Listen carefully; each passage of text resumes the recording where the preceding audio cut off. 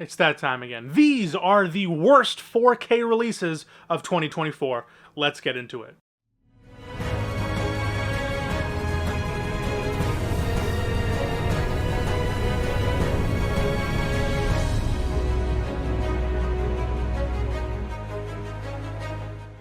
What is up, everybody? It is Mason from the Mockbuster YouTube channel. It's been a while. What a comeback. I know you guys love these list videos, and it's a little late, but I wanted to air my grievances. I didn't buy every single 4K like I have done in previous years. I've been more due diligent on my research purposes when it comes to 4Ks. I also been able to rent 4Ks. I don't just buy 4Ks anymore. So shout out Bay Street Video, because they have a rental service still, and they rent out 4Ks, which is really nice. And I'm also trying some new lighting setups. I'm still using the same camera, but I'm trying to make it look more dynamic so it looks more professional and cool. I don't know. What do you guys think? But I feel like this might be a hot topic, but 2024 might have been the worst year for 4K Blu-rays. And if you look at the list, there's not many 4Ks on here, but the precedent that it is setting with these 4K releases really makes me scared for the future. So let's get into it. Alright, so before we get started, I just want to say that these are just my personal opinions. We all have different tastes, we all have different opinions. But at the end of the day, like what you like and just don't be a dick about it. But I here am filming for entertainment purposes. Again, this is for entertainment purposes. I'm not here to say that I'm an expert or that I'm just an opinionated nerd on the internet, and I love making videos. So yeah. Let's get into it. Alright, starting off with is MVD's 2-pack of Dark Knight of the Scarecrows 1 and 2 on 4K. I don't think I've ever reviewed an MVD release, so I'm sorry that this is my introduction to them. I recently watched Dark Knight of the Scarecrow, and it had that perfect 80s slasher charm that I really enjoyed. And I was generally intrigued on how a TV movie can look on 4K. Now, this release is mainly on here because of what I feel is kind of a little predatory for the fans of the original film, as this Ultimate Collector's set comes with the egregiously shit sequel that came out recently, and because of that, it was also marked up in price to $40 US, which is almost 60 Canadian dollars. Now you can get it for relatively cheap. I believe it's like $19 right now. But what also bummed me out is that two movies on 4K are sharing the same disc, with commentary tracks and no bonus features, and the second disc is just the standard Blu-ray disc that came with the previous release. Now, I'm mainly discussing the original movie, because honestly the sequel is just a lazy bullshit legacy sequel that looks ugly anyway, so adding 4K, it just didn't look good. But gosh darn it, you'd think with this boutique release, I was expecting some passion to go into this project, but this 4K features the unholy couple of 4K transfers. Not only is it an upscale 4K, no new 4K scan, it also has DNR. DNR in a boutique release that's 60 Canadian dollars? It's a transfer that is almost downright unwatchable as a film purist nerd. Now, the HDR, I've heard some compliments. It didn't really gain favor for me, honestly. It just looked subpar. The detail is literally non-existent. Literally VHS quality at times. Look at these screenshots. These look like it was filmed on tape, and like someone took their VHS copy of when they recorded it from the 80s and then put a 4K transfer on that, not from an original scan. It made a film that was made on this movie was made on 35mm film into a movie that looks like it was filmed by the guys from Jackass with their shitty 90s camcorders. Now, if you look at these screenshots, I'm not even joking. Like, this isn't even hyperbole. I could be in the minority, as I tend to be more harsh on boutique releases since they do cost so much more than other releases in the market. But yikes, you'd have to be a real fan. But even then, it doesn't satiate that fix, as there's no new legacy features with interviews or BTS footage. The stuff that comes here on the film are easily accessible features that have been on YouTube for like over a decade. Not to mention that the HDR doesn't really add to any of the quality. Usually when you see HDR, you're expecting to have cleaner colors, more pure colors. You're expecting to have darker scenes more legible and the whites to be less blown out, especially in scenes outside. But the scenes outside are extremely blown out. Every time you see a shot of the sky, it looks absolutely blown out. I don't know, this 4K release is extremely underwhelming. Even the 5.1 and the 2.0 soundtracks, I guess, are serviceable, but for how much it costs to what it delivers, Dark Knight of the Scarecrow 1 and 2, the Ultimate Collector's Edition, is easily one of the worst releases of 2024. Not to mention, if you're a grain hater, this is an immediate throwaway because the grain is so bad, it's so noisy, it removes from detail, and the way they remastered it, You know, grain can look fantastic, can sit well in a mix, can look filmic, can look atmospheric, especially in a horror movie filmed in the 80s, but it does the opposite here, and it extremely dates it, and it looks horrible. Alright, and another polarizing release, as I hear some people actually love it, and some people hate it. I am in the middle, as I found some shots to look okay, but this was a first watch for me, so I couldn't tell you if the film is supposed to look as soft as it did. A lot of scenes, kind of, like it looks like they took the focus ring and went, like it's a little out of focus, and the entire film felt like that. It felt like I was seeing the world through eyes that needed glasses, but I didn't know yet. There are shots that retain grain and look overall decent, to looking suspiciously waxy in wide shots, yet still having a layer of grain over it. The Dolby Vision HDR seems to play a back seat to things, as skin tones made people look overly bronzed and orange. The entire film was soft, and the HDR in darker scenes just crushed the detail. Apparently, there was a restoration done to the film, but mainly in its HDR compartment, as it seems that it's the same 4K scan that was done for the 2011 Blu-ray. Honestly, it failed to impress me on a 4K disc level. Another anniversary 4K release with no new bonus features? Thankfully, this is a cheap release, so it saves some grace. But for fans of the film, it may be a light upgrade from the Blu-ray, but it definitely doesn't get the love and attention that fans would hope for a film as iconic as Footloose. You know, and I will say the 5.1 is a good soundtrack. The music is punchy and filled every speaker and is a very serviceable audio track. But overall, I'm not a fan of artificially adding grain to high DNR, but at least it wasn't as egregious as these next two releases. Alright, y'all knew this was coming. I liked Aliens a little bit. I could tell there was DNR, but god damn, here in True Lies, it's just egregious. The most controversial release I have ever seen, I would say. With T2, there was an overwhelming agreement of how shit the DNR was, and the recolor grading that changed a shot to an entirely new shot. But now with these new releases, I'm hearing equal praise for this transfer.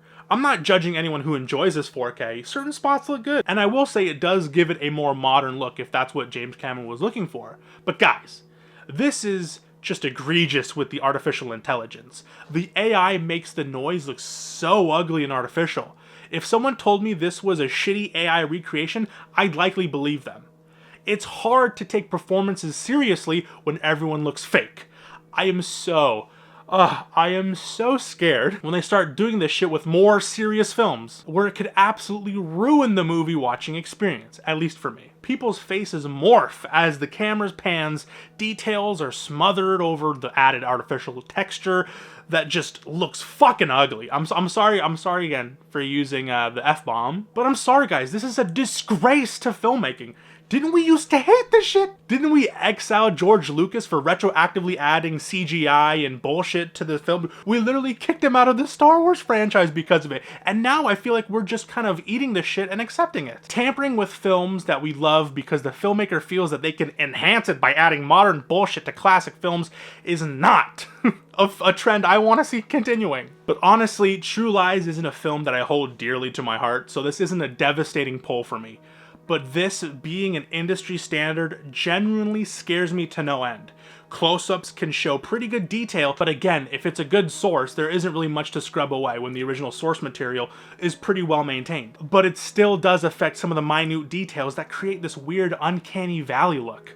Mid-range shots look absolutely horrible, as the AI doesn't know how to scrub away out-of-focus spots that feature grain. It looks horrible. I will say at some points the HDR can make the lighting dynamics and the colors give this nice pop to them, but compared to that Spanish Blu-ray, this is a big mess of a 4K. This transfer sucked so hard that Cameron himself had to make a statement. He was so butthurt from all the people like us saying, hey man, why are you doing this? This doesn't look good. He had to make a statement about it.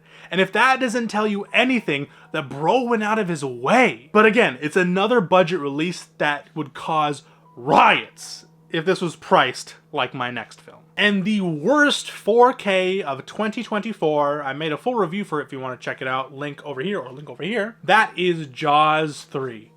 Wow. Whew. Whew.